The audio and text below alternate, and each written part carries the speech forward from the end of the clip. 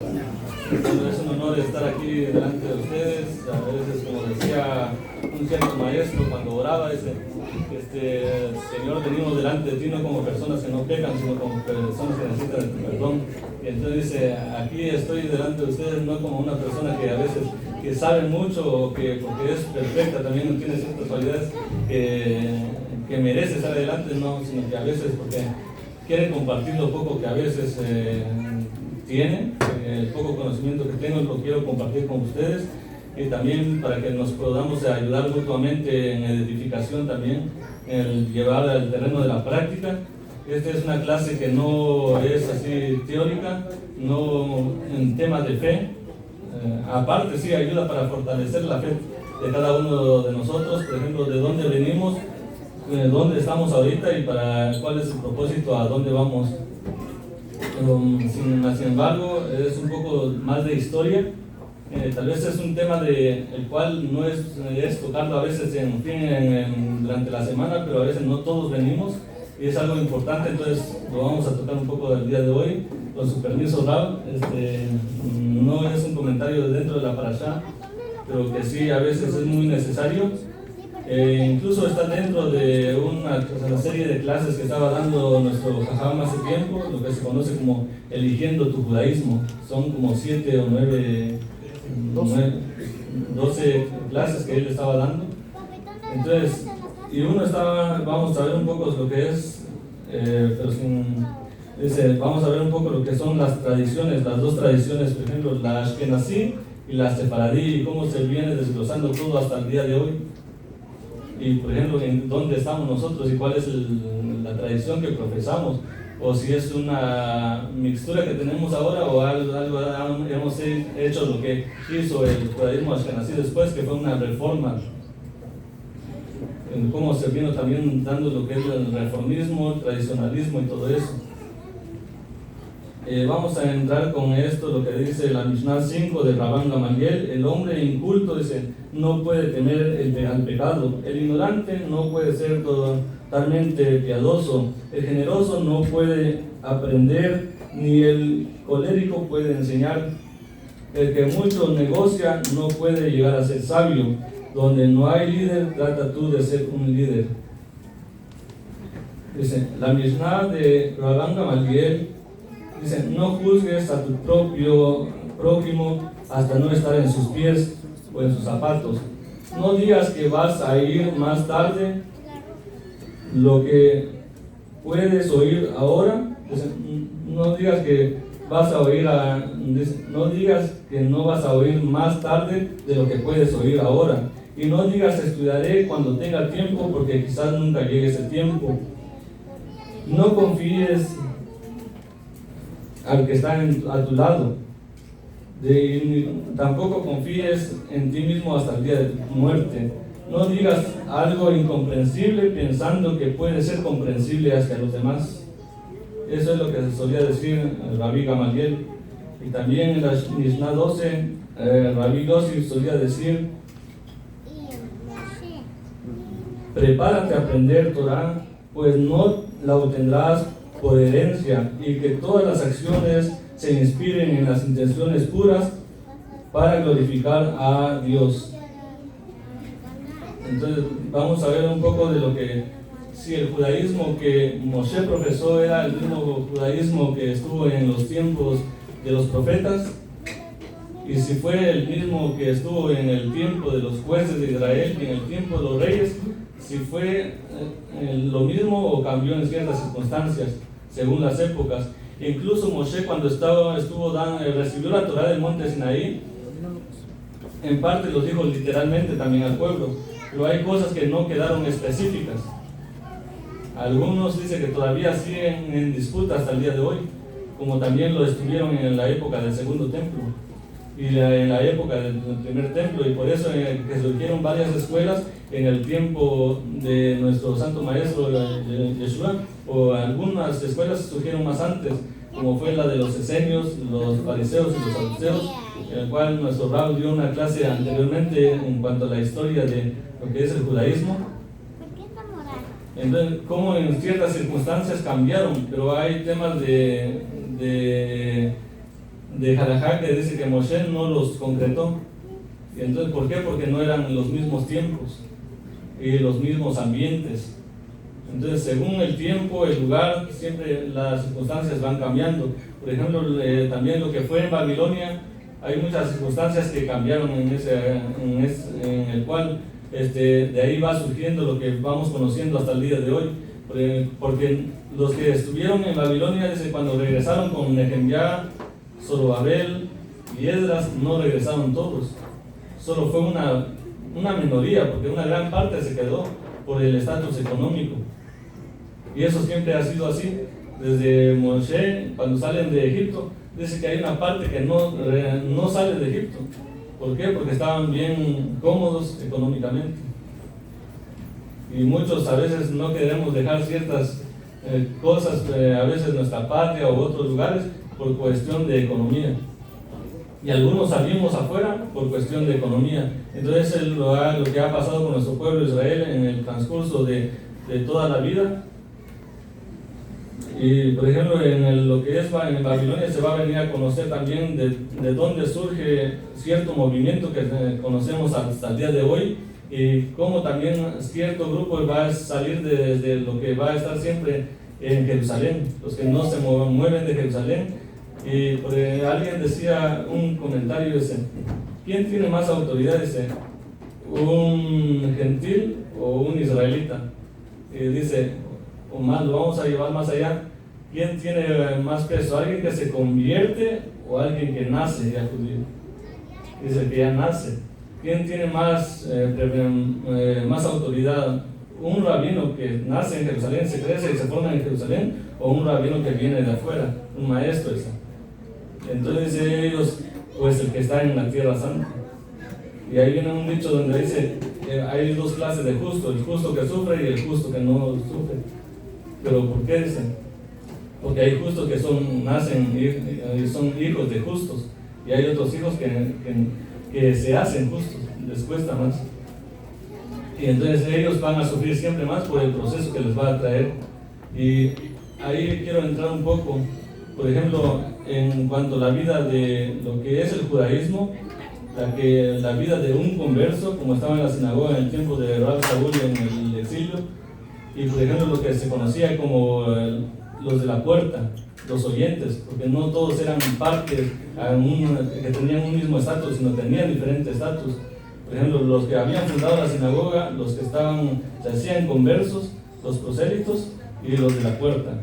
Pues tres clases de personas. Los de la puerta también se fue conociendo como el Benei Noach, en otras palabras. Entonces, como estos eran parte de una misma sinagoga, igual que en el templo estaban los sacerdotes, los israelitas, los levitas y todo eso, pero también los gentiles siempre han estado ahí, siendo parte del pueblo de Israel. Pero ahora, ¿cuál es el estatus y cómo debe vivir un gentil dentro del judaísmo? Y así como nosotros, ¿cuál es nuestra postura o en cómo debemos vivir como comunidad dentro de esta alianza en la que estamos? Si hay una halajá ya establecida o todavía hay un proceso. Y si debemos cumplir ciertas cosas o debemos abstenernos, o si hacer ciertas cosas que sí nos pueden ayudar para evitar cometer ciertos errores. Así como comentaba sobre un hijo, que a veces el hijo puede hacer ciertas cosas que puede ser para bien, y aunque no ha consultado al padre, pero siempre y cuando le traiga honor al padre, sí lo puede hacer. Pero dice, y hay cosas que si le va a traer deshonor al padre, pero él tampoco conoce las consecuencias que va a hacer, mejor que no lo haga, que se abstenga. Entonces, hay dos cosas que debe hacer el hijo, igual que el ser humano. Por ejemplo, nosotros, por eso la persona que está en proceso siempre va hasta en algunos judíos, que cuando una persona está haciendo su proceso de conversión, puede caer en un estado de ansiedad o de estrés, a veces uno por lo que le imponen a la hora de cumplir todos ciertos requisitos, y en el transcurso mucha carga le puede hacer caer en estrés, o otros por no saber también el proceso de cómo se debe seguir. Y ahí es donde entra la halajá, que enseña cuáles son los pasos a seguir y cuál es el método a seguir. Porque la Torá ahí están todos los mandamientos, pero la forma en cómo se debe aplicar los mandamientos a veces desconocemos. Y ahí están las escuelas que van a enseñar también cómo se deben aplicar y cuáles son las diferencias también que enseñan cada tradición de cada escuela. Y vamos a hablar un poco de lo que es los sefaraditas y los ashkenazim.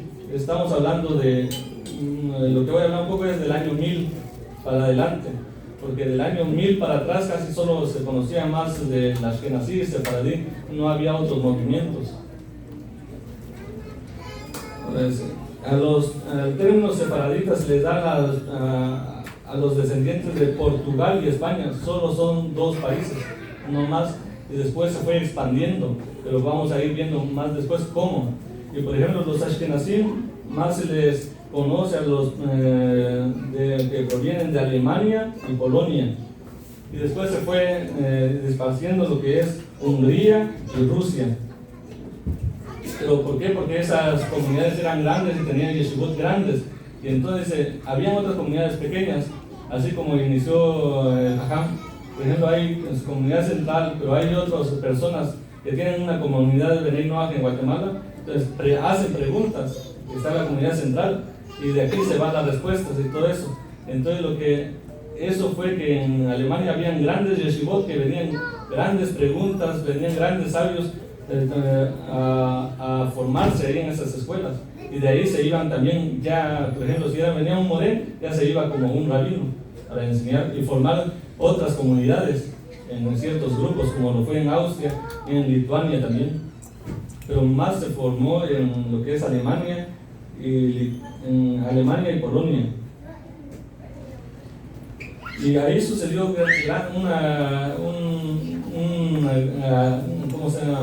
gran problema en cuestión de Alemania, y eso narra la historia, dice que a veces por la cierta ortodoxia que existía, la juventud ya no quería practicar el judaísmo, porque es muy estricto, que lleva esto y esto, incluso es lo que yo les decía, que puede llegar, algunos estaban cayendo como mucha presión al llevar el judaísmo a cierto nivel, por la demanda que se le hace también cuando una comunidad ya quiere ascender, pero a veces no todos están a un mismo nivel. Y así dice que la juventud ya se estaba yendo también como miraba lo que es así como nosotros aquí en Estados Unidos, que hay más liberalismo afuera, entonces siempre nos es muy llamativo lo que es la idea allá afuera. Entonces es lo que estaba pasando, que ya los jóvenes ya no querían seguir el judaísmo, ya se estaban haciendo más liberales, y eso hizo lo que surgía, lo que es el movimiento reformista.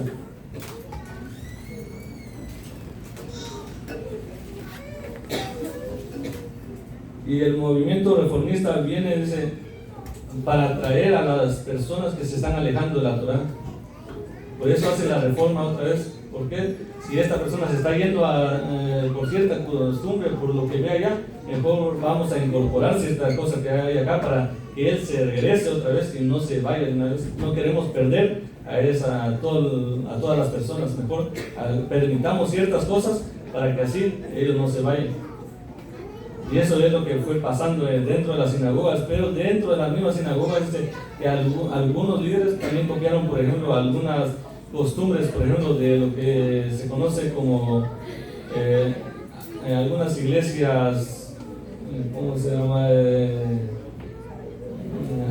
Hay una iglesia en particular en la cual él copió ciertas costumbres de ahí para atraer a lo que son la juventud de esa época. Y después del movimiento, lo que se conoció como el movimiento reformista, viene lo que se conoce como el movimiento conservador mazorquí. Eso fue que nació aquí en Estados Unidos, no en Alemania. Y luego viene lo que se conoce como el movimiento reconstruccionista. Y luego viene el movimiento tradicionalista. Y luego viene el famoso ortodoxo. Y nosotros a veces pensamos que todos son ortodoxos, y no. Lo que es el ortodoxo tradicional.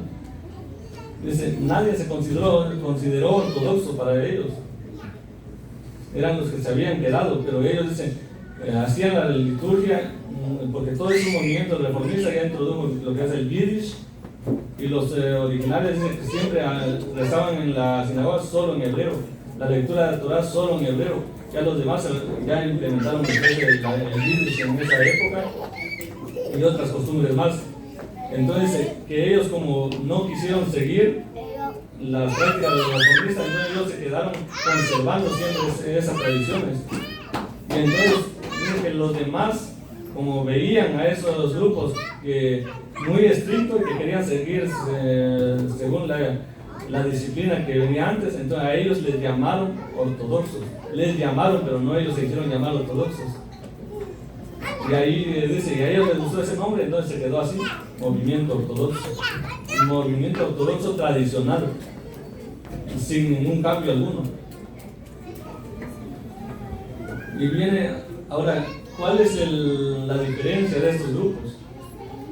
A mí me ha tocado, antes me gustó ser un poco así curioso en ciertos temas para aprender cómo estaba relacionado esto. Por ejemplo, ir a una sinagoga masortí, conservadora, una reconstruccionista, por ejemplo, una de Chabad, y a ver, porque a veces no tenía yo todo a la mano. Entonces, si todos, así como estaban en el tiempo de Yeshua, todos iban al mismo templo, todos iban a la misma sinagoga, ¿cuál era la diferencia entonces? Si había una sola Torah. Está en la metodología en llevar la práctica, porque no todos, algunos somos más rígidos, otros más flexibles y otros que lo queremos llevar más al suave. Entonces, ese es el punto de vista de estas diferencias.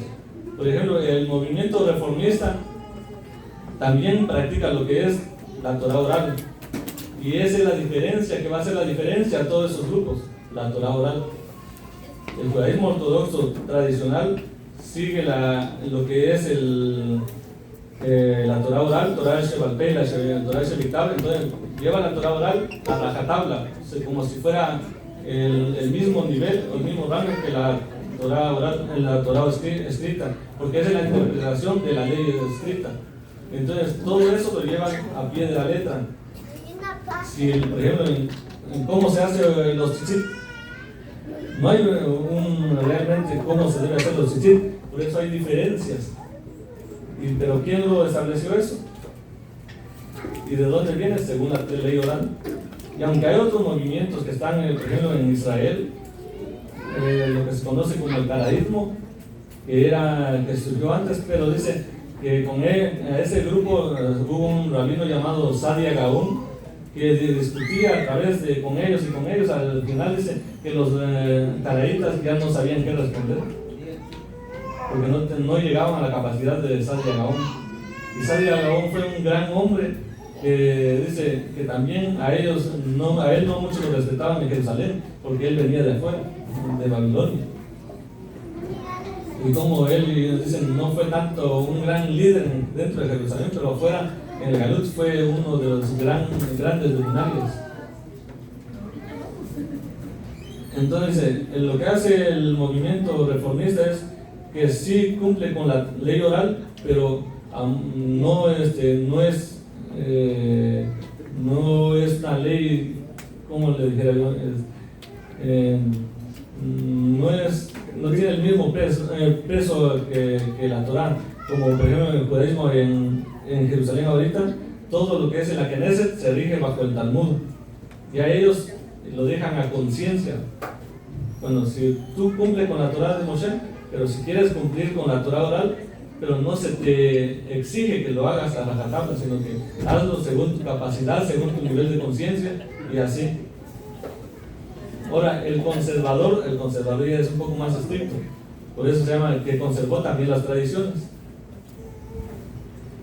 Y ellos igual guardan la ley oral, pero es un poco más estrictos que el reformista, pero en sí el más antiguo es el reformista, pero ya después surge el conservador, pero el conservador hay un punto de vista en el cual lidera también aquí en Estados Unidos como si fuesen las más grandes de los movimientos reformistas.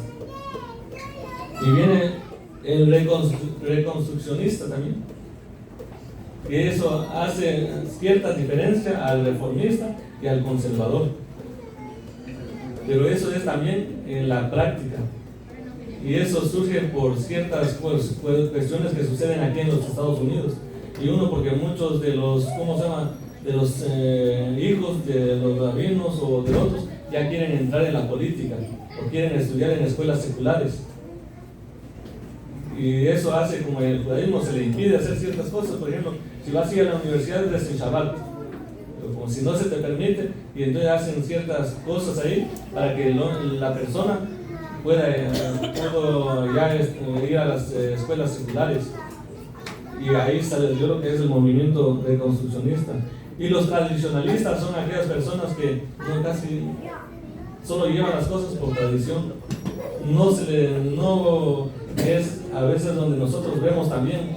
Por ejemplo, muchos decían, es que en Israel hay muchas judías que son así, nada más dicen, ellos guardan Torah, pero hacen esto y esto y esto y esto, y piensan que así son todos los judíos, y no. Hay que saber de qué línea es y en cuál es su tradición. Porque muchos es como nosotros en Guatemala, a veces muchos usamos sombrero, pero no es porque así seamos, sino a veces solo por tradición, y no sabemos el significado. Y hay muchos judíos que también nada más llevan, sí son judíos porque lo llevan en la sangre, pero en la hora de la práctica no saben mucho también. Y me he topado muchos a veces aquí en Estados Unidos cuando uno llega a sus casas, pero si uno les pregunta cuestión de Torah y otras cosas, a veces no saben, pero sí tienen ciertas cosas como celebrar el Shabbat, pero ya lo hacen como algo tradicional, sin esa Kavaná, sin esa, lo que es el Tirat Hashem, y sin la Jabá.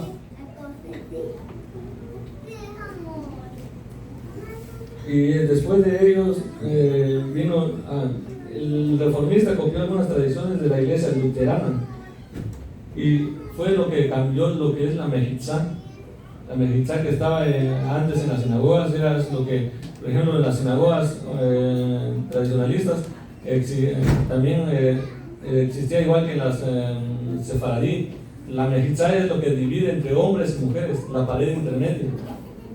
Y entonces ellos quitan eso, los reformistas, quitan lo que es la Mejitzá, y ahí vienen lo que son los reformistas y todo eso, que ya copian lo que es las tradiciones de la iglesia luterana, que ya se pueden sentar hombres y mujeres juntos, para no hacer distinción entre sexo.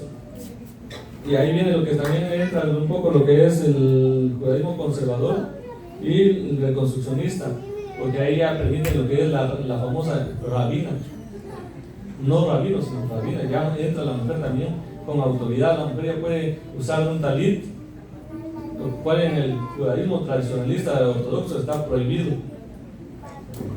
Dentro de eso también ahí viene lo que se conoce como el movimiento ultra ortodoxo, lo que es Chabad, Breslev, los Hasidim, los judíos de Satmar, los hasídicos, Haredí, ortodoxo, ultra ortodoxo,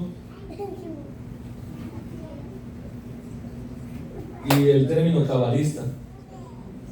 Todo esto se da dentro del movimiento Ashkenazí, no en el Sefaradí. El movimiento en lo que es el cabalista es aquellos que son más cultos, estudian conocimientos más avanzados, pero el término cabalista se le da también en el Ashkenazí.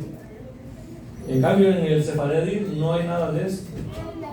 Puede entrar una persona muy estricta, guardando todas las leyes, que sea más observante, menos observante o medio. A él no se le distingue por algunos de estos títulos que se le da aquí en el movimiento ashkenazí.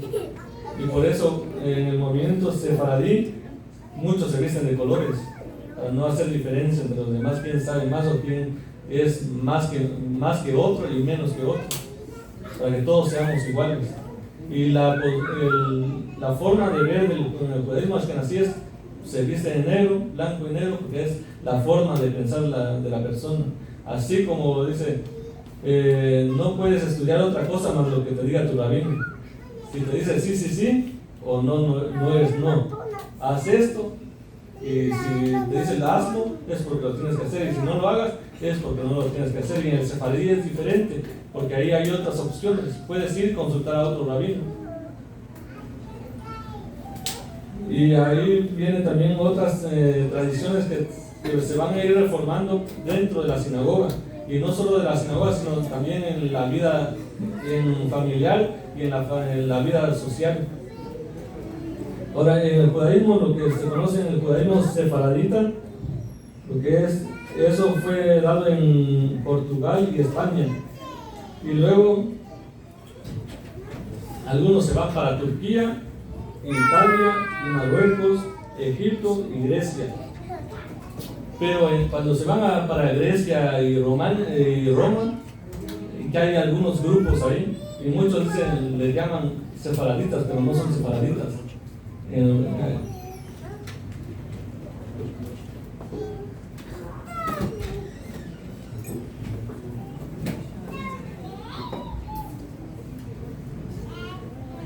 De Portugal, y cuando vemos que también se viajan a Holanda y a Curazao, que fueron los últimos dos lugares de donde llegó el judaísmo sefaradí. Y luego hay algunos grupos, por ejemplo, están los judíos conocidos como los judíos del Oriente, donde se establecen en Irak, Yemen, Siria, Líbano, Jordania e Irak. Pero estos no son sefaraditas. Y muchos dicen, esto, ¿por qué se aparece ellos con el título de sefaradí también? Porque dice que los ashkenazí, cuando veían a un judío extraño que ellos no sabían de dónde provenía, les llamaban sefaradí, porque era lo que ellos nada más conocían. Y entonces, por ejemplo, a los de Egipto, a los de Yemen, del Líbano, ellos también les llamaron sefaradí. Y cuando vemos que nosotros a veces hay cosas, por ejemplo, uno es cuando usted ve un rollo de la Torah estilo Mizrahi, ellos dicen, no, ese es sefaradí. O hay algunos sidur que ahí dice sefaradí, pero no, cuando usted se queda viendo y sabe la tradición sefaradí, no es sefaradí, es otra tradición, pero ellos lo hicieron así por el título que le daban otras personas. Y entonces a ellos se les conoce el movimiento sefardí. Dice, ellos también les nombraron, y al igual que ellos les respetaban y les daban el nombre de Mizrahi. Ahí viene el nombre de Mizrahi para los judíos de Yemen, Siria, Líbano, Jordania e Irak. Ellos, ya los judíos sefaradí solo llegaron hasta lo que es Marruecos, Egipto y Grecia.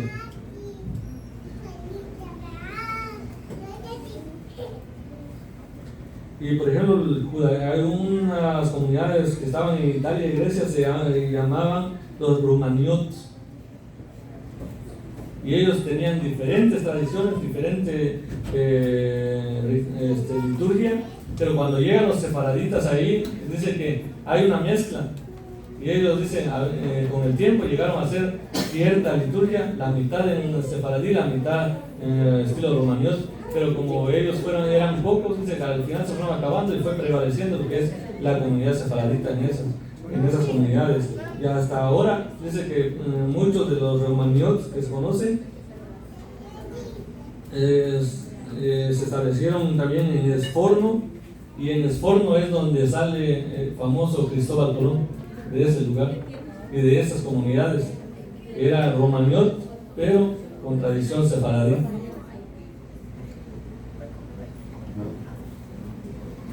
Y también están los samaritanos, un movimiento que posiblemente ellos dicen que están siempre se quedaron ahí desde que fue la dispersión de reyes en el tiempo de Roboam y Jorobam, pero algunos dicen que ellos apenas tienen como 500 años que llegaron y se establecieron ahí. que es una comunidad muy pequeña, como alrededor de 1000 personas. Pero ellos, su centro de reunión es aparte, no se reúnen en Jerusalén, sino ¿dónde? Y eso lo identificamos con nuestro santo maestro cuando va a un pozo y se encuentra con una samaritana y le dice, tú eres judío y dices que se debe orar en Jerusalén, pero nuestros padres siempre han orado aquí. Ya no recuerdo qué es lo que le dice la mujer al hombre, que también que sus padres le habían enseñado en orar en el monte Gerizim. ¿Por qué? Uno es donde se le reveló a Hashem a Jacob. ¿Fue en Jerusalén?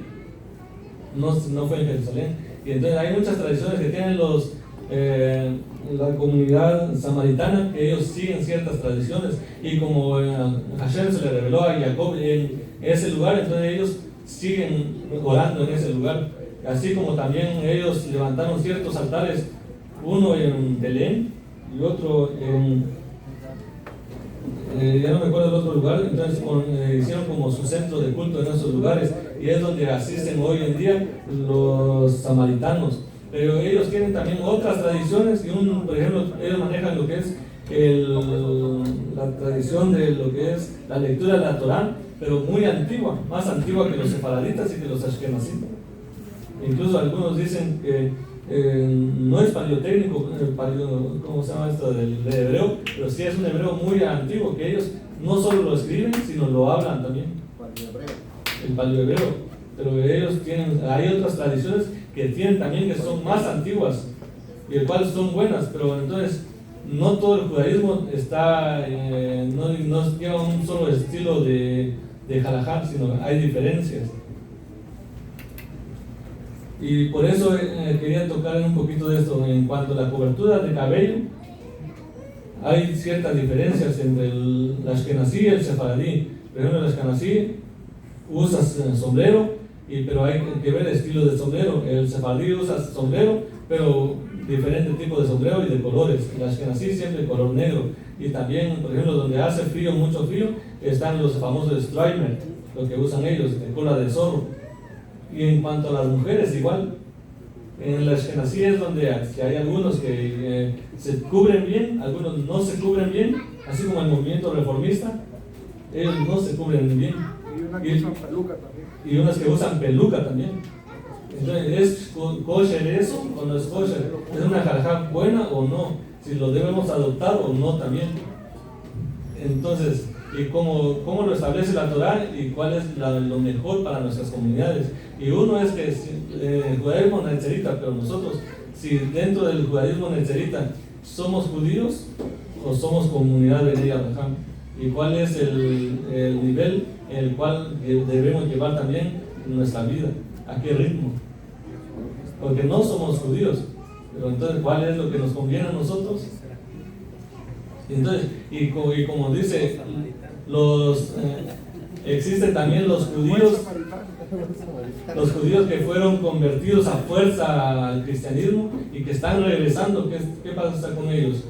Entonces ellos tienen hambre de Torah, y ellos a veces, como ven, dicen, todo lo que entra es como un niño, dicen, que tenga para adentro todo lo que sea judaísmo, y a veces entra mucho, pero de ahí vienen ciertas consecuencias, como el niño a veces se enferma por que mete todo a la boca. Entonces, igual que nosotros, dicen, debemos saber cuáles son ciertas prácticas que nos conviene llevar a la práctica y cuáles no, en cuanto a abstención también. Y esos son lo que son los diferentes movimientos que existen hasta el día de hoy. Y por ejemplo, usted puede ir a Nueva York y ver todas las diferencias de estos movimientos.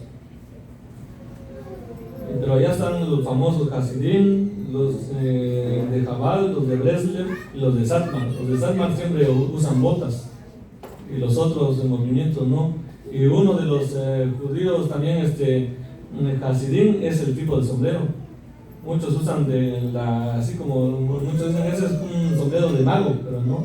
Los magos copiaron de ese estilo de sombrero, en el cual los Hasidim usan la copa, pero un poquito más pequeña, y los judíos hasídicos usan la copa pero un poco más grande. Y esa es la diferencia nada más. Y a veces un poquito en los peyot, cuando usted los ve en la calle, pero en la práctica es un poquito más diferente. Y ahora en cuanto también las diferencias que se vieron y que hay, algunos ven de unos para otros.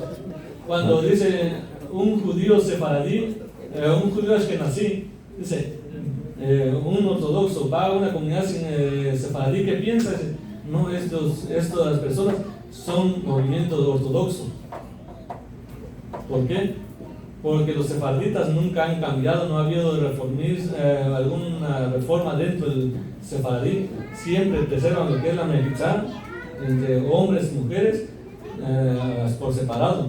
Y en cambio en la comunidad reformista, hombres y mujeres. Y entonces ellos ya lo ven al movimiento sefaradí como ortodoxo, pero no son ortodoxos. Y por ejemplo, en lo que estábamos hablando hace rato, lo que es el rollo de la Torá, cómo lo lee el sefaradí y el ashkenazí. Alguno es parado o acostado. Y viene ¿cómo se llama? El mizrahi, lo lee parado también. Pero entonces los ashkenazí le dicen ese es sefaradí y no es sefaradí, es mizrahi. Y hay otras costumbres más también que se fueron dando dentro de la sinagoga. También, por ejemplo, en cuanto a en el sidur. En el sidur hubo modificaciones. Por ejemplo, los sidurim antes, dice, muchos lo acortaron porque dice que contenía mucha sangre, o sea, mucho ritual del templo. Y entonces lo acortaron y ahorita es lo que tenemos hasta el día de hoy. Es una menor parte de lo que existía antes. Y algunas liturgias que algunos lo abstienen, por ejemplo, en el movimiento ashkenazí, por cosas que ocurrieron en la Edad Media de muerte y por también algunos conversos que al final no eran conversos sinceros, sino eran espías, y por causa de ellos dice que los mataban a esas comunidades. Entonces por eso ellos omitieron ciertas cosas de los rezos y no lo hacen hasta el día de hoy, o han cambiado en cierta partecita también de algunos rezos por lo que ha acontecido dentro de las comunidades. Pero en el sefaradí ha sido un poco diferente y es el que más ha preservado sus tradiciones. Y ahora, ¿de dónde surge el movimiento sefaradí? ¿Y de dónde se viene? Y por ejemplo, hay un grupo que surge de Babilonia y uno que viene de Israel. ¿Y cuál es el que está más cerca de la Torá? ¿Y cuál es el más antiguo? ¿Y cuál es el más conveniente a nosotros? Y como hay también en el sefaradí, hay dos clases de sefaradí, lo que yo les decía hace ratitos, lo de Marruecos, por ejemplo, el judaísmo sefaradí oriental y el judaísmo sefaradí occidental. Dos prácticas diferentes. No es mucho la diferencia, pero sí en cuanto al ritual de la liturgia. Y también podría decir las tradiciones en cuestión de comida, de kashrut, porque siempre eso va cambiando, como les decía hace rato, según el lugar en que están. Por ejemplo, si usted está a la orilla de la playa, no se va a vestir con strainer y con el saco grande. ¿Por qué? Porque es diferente. Y entonces, así como eso es lo que hizo también mucha diferencia entre el judaísmo ashkenazí y el sefaradí, los lugares y el ambiente en que ellos vivían. Y hasta ahorita podemos ver también algunos sidur que también comentaron algunos grandes sabios y que implementaron, como lo que es el famoso sidur del Rambam, que es un poco diferente al que tenemos nosotros como el Birkat Shlomo, y hay que ver y estudiar muchas cosas de eso. Entonces, como les decía, todos estos grupos ashkenazí no entran en el pensamiento del sefaradí, y el sefaradí no entra mucho en el pensamiento ashkenazí. Y hasta el día de hoy, muchos se han mezclado. Hay ashkenazí que ya cumplen muchas tradiciones sefaradí, y hay muchos sefaradí que ya se están haciendo ashkenazí también. Ya ve como el judaísmo ashkenazí es muy llamativo, lo que están haciendo es para atraer a personas. Lo que hacen los sefaradí, ya están usando lo que es saco negro, la forma de vestir y algunas tradiciones que se implementaron dentro de la sinagoga para atraer más personas, porque también el judaísmo sefaradí, como los demás ven como si eran un poco más liberales, y y piensan que es reformista también, entonces mejor se van a meter ahí porque es más suave la Torah. Pero también, como es más flexible, algunos dicen, ese fuego se va apagando. Entonces, donde a veces es un poco más estricto, también a las personas les gusta un poco más. Y por eso, así como las comunidades de Chabad, de Breslev, es muy llamativo. Y ahora al movimiento de Breslev y de Chabad, los otros grupos ortodoxos le dicen a ellos, no vayas, ahí son cristianos. Ahora, ¿por qué le llaman cristianos ellos a los de Chabad? Porque ellos creen en ¿cómo se llama? En Menachem Nilsson como el Mesías. Y dice, él ya murió, pero va a venir por segunda vez. Entonces, ¿qué hay diferencia del cristianismo? No hay nada, es lo mismo. Y muchos de los conceptos que se conocen en el movimiento sefardí, el movimiento netzerita, las mismas bases, las mismas ideas, conceptos de Mashiach se usan en el movimiento de Chabad. ¿Sí? Y eso lo debe uno estudiar.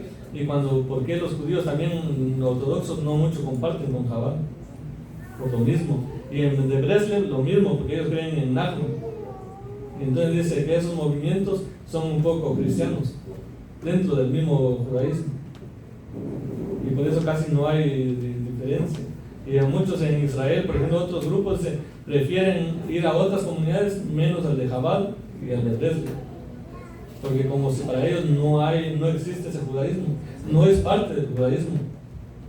Así como al movimiento netzerita no creen que es parte del judaísmo, lo rechazan por ciertas cuestiones. Al de Chabad lo mismo. Entonces, por eso el que prevalece ahorita en Israel es el movimiento ortodoxo. Pero ellos dicen tener el poder, pero porque tienen el poder político, pero en sí todavía no se puede decir que es el judaísmo auténtico y que viene desde Moshe hasta el día de hoy, sino que es solo porque tienen el poder político en Israel. Y es lo que es la idea de este rabino que da este tipo de historias sobre lo que es en sí el judaísmo, los diferentes movimientos ahorita, que eso solo y hasta que llegue el Mashiach va a unificar todo y va a dar a conocer cuál es el verdadero modelo a seguir, el verdadero judaísmo que proviene de los tiempos de Moshe. Y porque ahorita no hay aclaraciones todavía. Y dice, por eso Moshe también dice, no dio todo, y aunque lo podía hacer, pero no era el tiempo. Incluso él podía entrar y decir toda la halajá al pueblo de Israel, como en la parashá que pasó anteriormente. Cuando él entra, van a entrar a la tierra prometida, pero entran sin Moshe. Pero dice, Moshe podía hacer la última plegaria y entrar con ellos a Israel. Y Moshe podía ser el Mashiach, porque era un redentor, tenía lo que se conoce también como el poder político, poder sacerdotal, y lo que se conoce como, ¿cómo se llama cuando tiene los tres poderes? Monárquico, el de profeta, sacerdote y rey, cumplía con todo eso.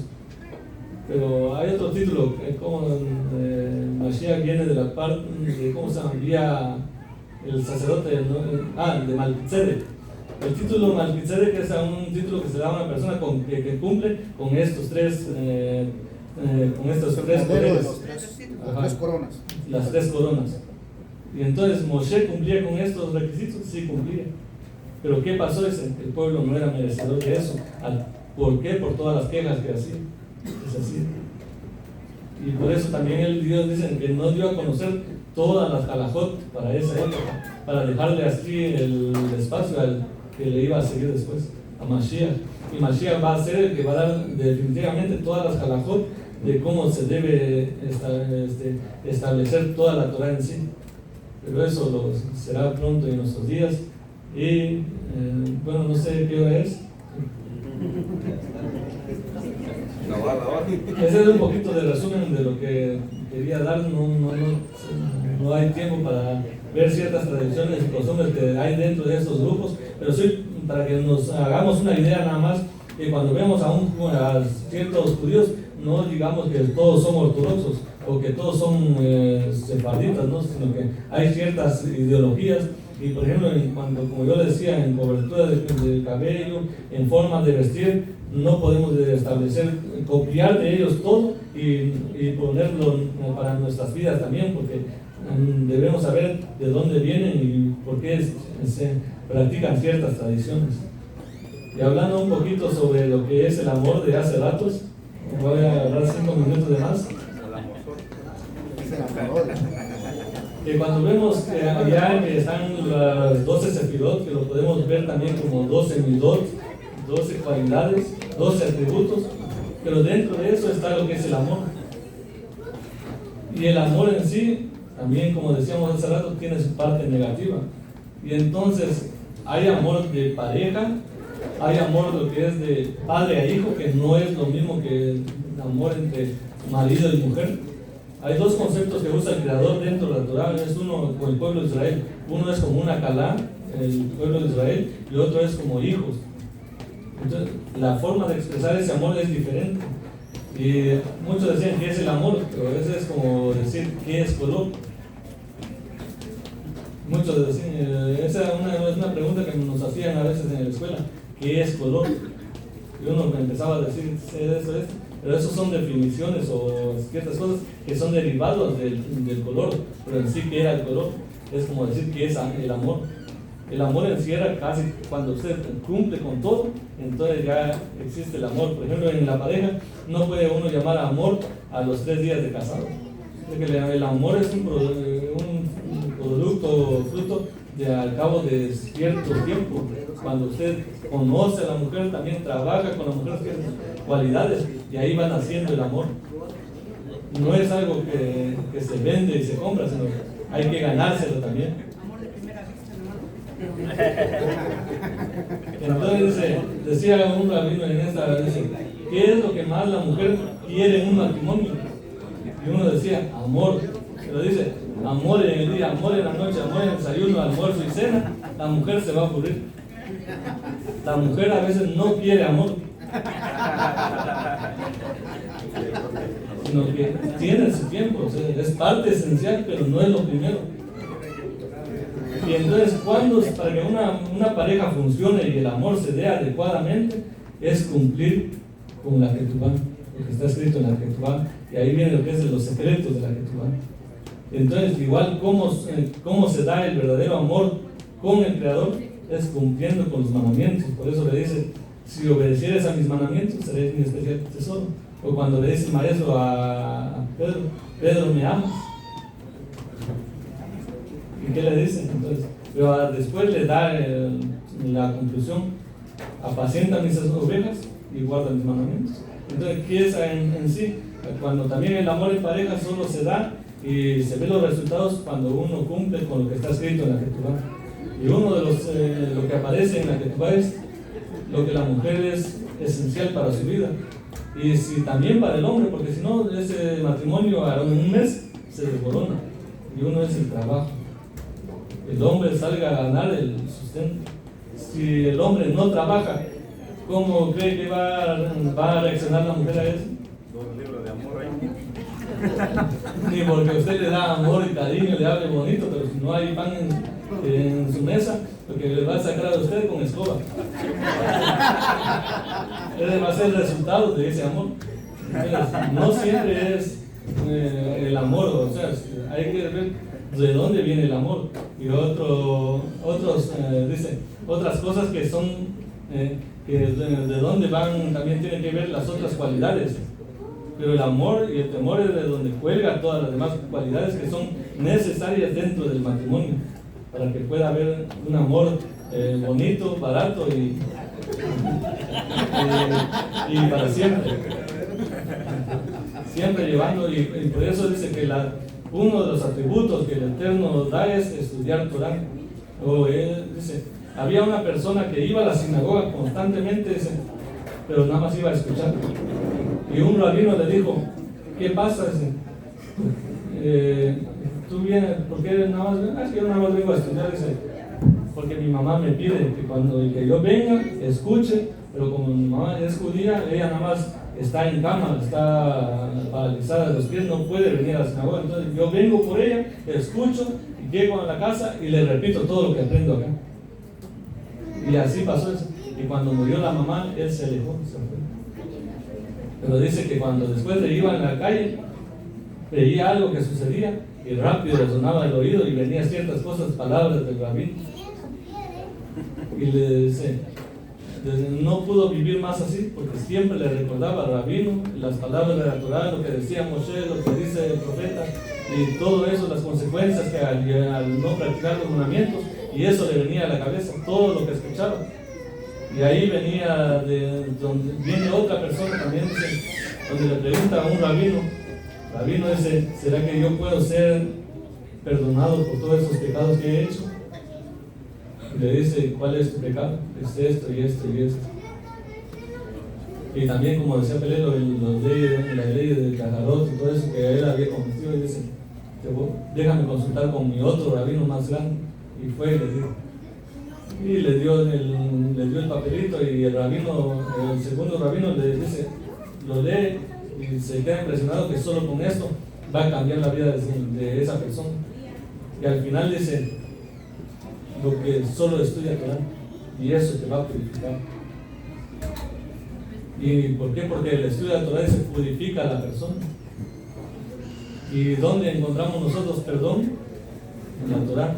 ¿Y dónde encontramos nosotros el medio también para tener perdón de otros pecados más grandes? A la Torah. Porque estudiando la Torah encontramos a Mashiach, y si encontramos a Mashiach también Él puede limpiar nuestros pecados. Entonces el estudio de la Torah es lo más importante, que purifica el alma y el cuerpo. Y también, como también dentro de la misma Torah se encuentran todas las cualidades. Y un aspecto muy importante es estudiar Torah día, tarde y noche, y así vamos a encontrar lo más necesario y llevar al terreno de la práctica, y ahí también vamos a lograr lo que es el verdadero amor. Pero es a través del estudio de la Torah y también llevarlo a la práctica, y también cumplir con todas las cualidades, tanto las positivas como las negativas. Y eso es todo, y gracias por su tiempo. Si no dije algo correcto, espero que me corrijan también con el tiempo. Estamos dados a confundirnos. Y otra vez porque también no desarrollé bien mi clase, tal vez me faltó un poquito ciertos detalles, pero les pido perdón y disculpas. Y ya vienen las fiestas, las 3 fiestas, ya lo tenemos también aquí a cierto tiempo, y les quiero pedir perdón por algo que yo he hecho, con una mala cara, mal gesto, o hablar mal de ustedes, o en todos los aspectos. Perdónenme, tanto cosa consciente e inconsciente. Les quiero pedir disculpas por todo lo que, desde el tiempo que he estado aquí, y gracias por todo, Rab, por el tiempo, por el honor, y que sigamos creciendo mutuamente, que nos ayudemos, y que algunos de ustedes me gustaría también que dieran temas casi relacionados con esto, de cómo podemos también llevarlo a la práctica. Y muchas gracias.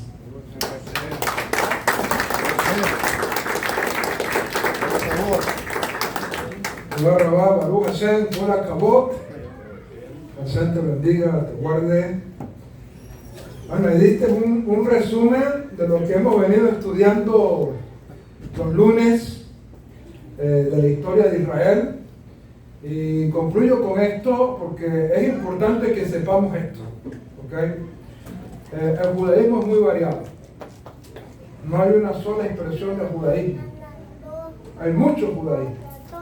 ¿Okay? Y eso es un tema que nuestro jaján ha venido tocando. Nadie puede decir yo soy el auténtico y el único judaísmo, porque no existe eso. Escuchar decir a alguien nosotros somos el judaísmo de Moshe, ya automáticamente está diciendo una falsedad. ¿Okay? Pero lo que sí tenemos que saber es la identidad en la que nosotros pertenecemos. Baruch Hashem, nosotros tenemos un judaísmo precioso, un judaísmo que se había desintegrado prácticamente, aunque siempre hubo un remanente. Siempre Hashem permitió un remanente entre todas las generaciones. Así como un momento el profeta Elías dijo, solo quedo yo. El Señor, no quedas tú solo, hay más. Siempre hay un remanente. Y del judaísmo nuestro, hay un remanente que ha venido en todas las generaciones y que nos ha tocado a nosotros. Tenemos el honor y el privilegio de levantar ese judaísmo como cuando inició. Me estoy refiriendo al judaísmo de Yeshua. El judaísmo de Yeshua inició con una fuerza extraordinaria. Se formó en Israel con una fuerza extraordinaria. Y que con el paso del tiempo, lamentablemente, el movimiento gentil se separó de sus raíces hebreas y el movimiento judío fue perdiendo fuerza, pero hoy a nosotros nos ha tocado restaurar ese judaísmo. ¿Ok? Y es por eso que tenemos que identificarnos con el judaísmo de Yeshua, levantarlo, sentirnos orgullosos de ser nezaritas, sentirnos orgullosos de ser discípulos de Yeshua, de creer en el Ribi y saquemos la cara adelante. Hay muchas sinagogas, pero nosotros vamos a construir la sinagoga nezarita. Tiene razón. ¿Verdad? Nosotros vamos a levantar la sinagoga del judaísmo de Yeshua. Y un día muchos van a querer, yo quiero ser parte de esa. Como dice el Código Real, estaremos levantando acentos. Y eso es nuestro trabajo. ¿Ok? Así que identifiquémonos con eso, un judaísmo que tiene a Yeshua como el Mesías y que bueno, tiene sus raíces sefardí, porque nosotros hablamos español, tenemos una cultura hispana, no nos colonizaron aquí a nuestros pueblos americanos, no nos colonizaron los rusos, ni tampoco los alemanes, ni tampoco los anglosajones. A nuestros pueblos llegaron los españoles y nos trajeron una cultura, un idioma, y por eso es que nuestro judaísmo nezarita de Ami tiene raíces sefardí. Eso no quiere decir que todos los judíos nezaritas sean sefardí. Hay judíos creyentes en Yeshua que viven en Alemania, que viven a lo mejor en Rusia, que viven en otros países y tienen sus tradiciones de esa cultura. Pero nosotros tenemos un idioma que es el español y tenemos una cultura hispana y por lo tanto nuestro judaísmo nezarita se nutre con el judaísmo sefardí. ¿Ok? Y como decía Shemuel hace un momento, en el judaísmo sefardí no existen reformados, ni ultraortodoxos, ni ortodoxos, ni nada de eso. El espíritu del judaísmo sefardí es esto: nunca irse a los extremos. Decía Maimónides, el camino del centro es el camino correcto. No te vas a la derecha ni a la izquierda. El sefardí no se iba ni a lo liberal, ni tampoco a lo ultraortodoxo. El sefardí siempre ha ido por un camino del medio. El camino del balance, por decirlo de alguna manera, ni acá ni acá, ¿verdad? Y ese es el judaísmo que nosotros llevamos, Baruch Hashem por eso, ¿ok? Así que, bueno, vamos a culminar esta jornada de Shabbat, que Hashem les bendiga. Recuerden las actividades que tenemos esta semana. Mañana estaremos haciendo Shaharit, como lo estamos haciendo todos los domingos a las 8 de la mañana. Ok, mañana tenemos Shaharit. Los que quieran venir a hacer Shaharit con nosotros, estaremos a las 8 de la mañana haciendo Shaharit acá en la comunidad. Ok, ha sido un tiempo muy bonito. El grupo que hemos estado aquí en los Shaharit, hemos salido muy fortalecidos y todos los domingos a las 8 de la mañana estamos haciendo Shaharit. Los lunes estamos estudiando el Código Real, capítulo por capítulo. Y tenemos ya 2 clases donde vamos por el capítulo 1 de Marcos, de Meir.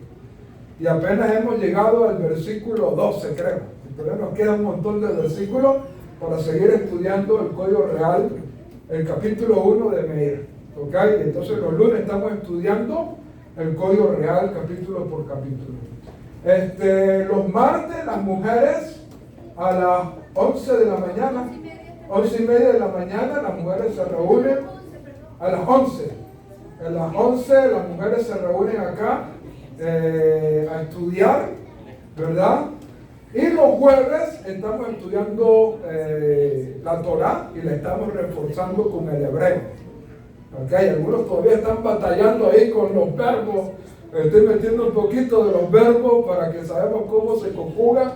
Algunos están batallando allí, pero estamos estudiando la Torá y estamos reforzando el hebreo para que con el idioma hebreo podamos estudiar mejor la Torá.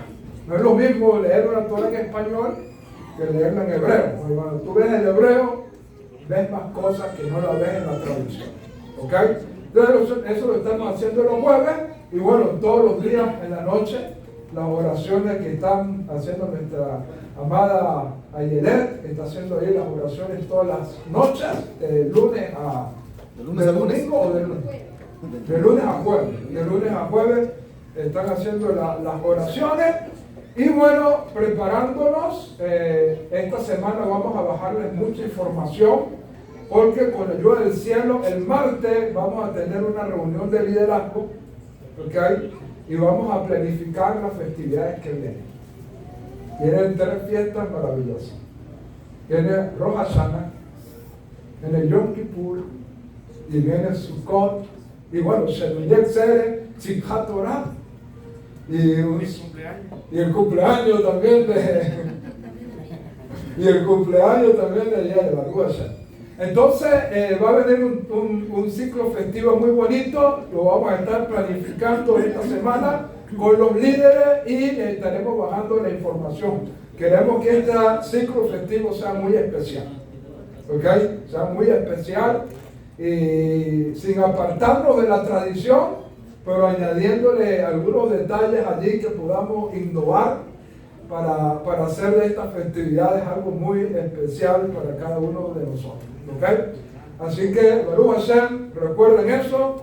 Creo que ya es la hora de Hagdala. Hay que ver si alguien ve las estrellas allá afuera. Si no las ven, les avisan ahí para ver si las hacemos ver. Y bueno, shalom a todos. Baruch Hashem. Vamos a esperar ahí acá. Todavía no salen las estrellas. ¿No salen? ¿Seguro o las quieres ver? Vamos a dar un anuncio ahorita. Adelante.